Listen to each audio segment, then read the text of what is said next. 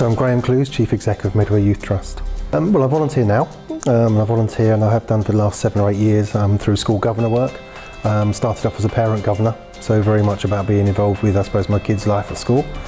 Became chair of governors, and a couple of years ago we converted the school into an academy, multi-academy trust, and I'm now on the board of directors and involved in school governance in a couple of those other schools. If I think back to when I was maybe 17, a long time ago now, then I spent every Sunday working in what's now closed but was a psychiatric hospital with adult patients who were resident in the hospital, and I did that for 2 years. I guess in terms of school governorship now, as an adult, it was very much about being involved in something where I lived. I didn't want to live in an area and then commute out and come back and do everything away from where I lived.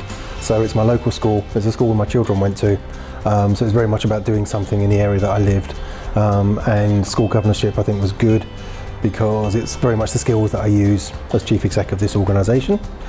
I think if I go back to when I was much younger at the psychiatric hospital, I think it was just about stretching myself, creating new challenges, feeling useful, making a difference to people who had some fairly troubled lives, I think. It's a very institutional type of old style of hospital, so it was about feeling kind of making a difference, I think, to them as well.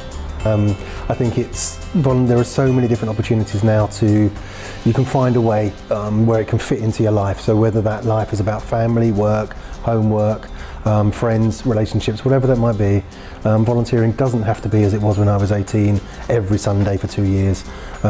It can be very much around fitting your life. So absolutely do it. You'll make new friends, gain tremendous experiences, enrich your CV, and I think even when you're as old as me, you'll look back and be kind of quite pleased that you did.